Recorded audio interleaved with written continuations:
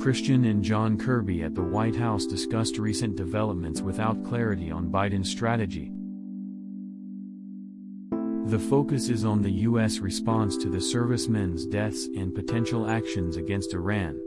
The situation poses a significant challenge for President Biden.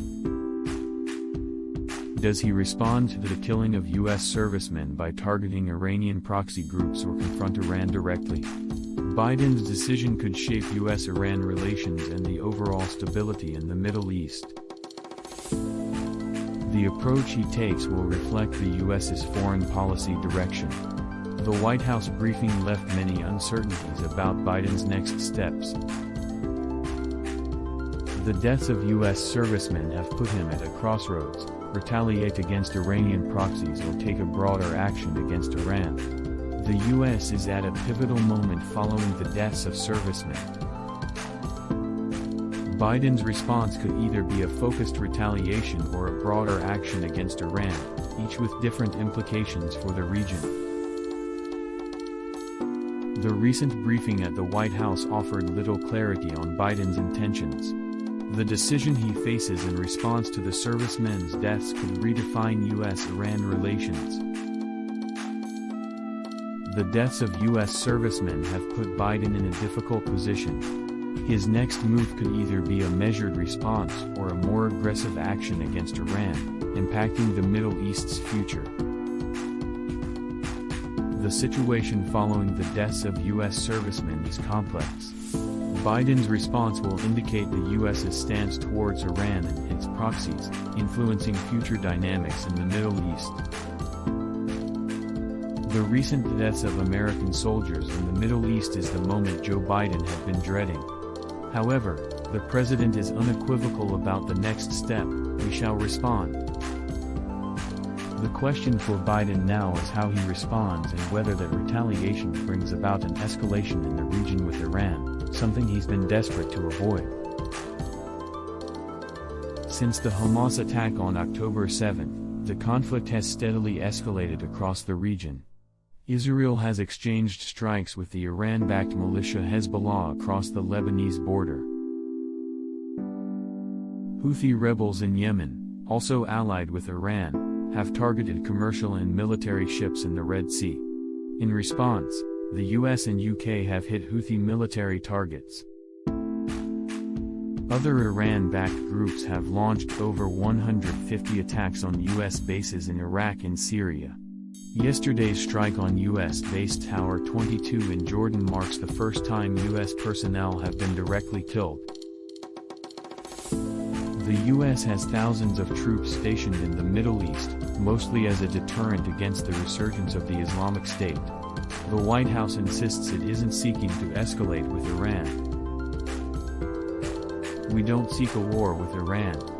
We are not looking for a wider conflict in the Middle East," a White House spokesperson stated, emphasizing the desire for de-escalation. Despite this stance, the seriousness of the attack and its escalatory nature by militia groups cannot be ignored.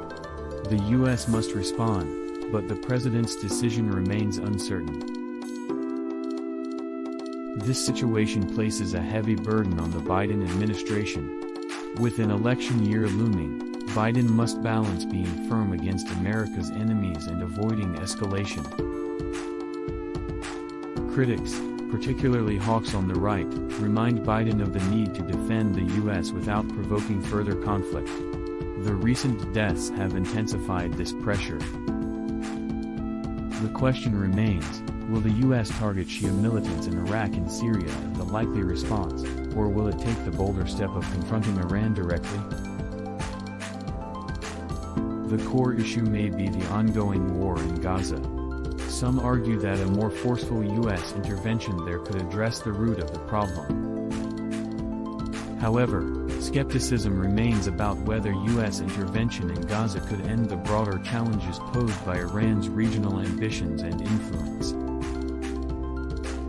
Iran's desire for a dominant voice in the region and its unyielding stance pose a continual challenge, irrespective of the U.S.'s actions in Gaza or elsewhere.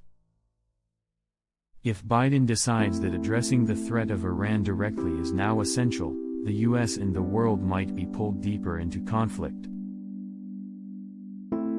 Earlier discussions with retired U.S. General Wesley Clark revealed his belief that the U.S. needs to establish escalation dominance and strike back hard against aggressors.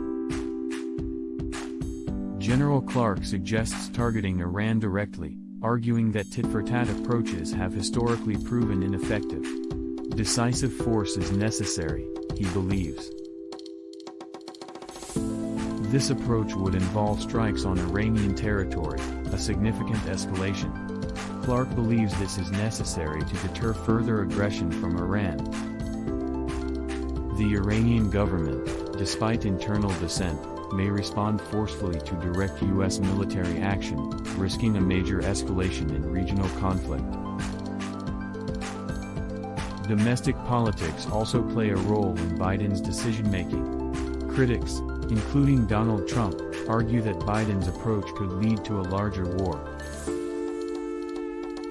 Statesmen must rise above domestic politics, focusing on what's right for the country. Strength, rather than compromise, is what many seek from the president. The situation in Gaza and Lebanon, with Hamas and Hezbollah respectively, represents existential threats that Israel cannot ignore and must address. Separating these issues is crucial. While the U.S. deals with Iran, Israel must address the threats from Gaza and Hezbollah independently. Engagement with Iran must consider these distinct challenges. The U.S.'s actions in Iran will have different implications than Israel's actions in Gaza.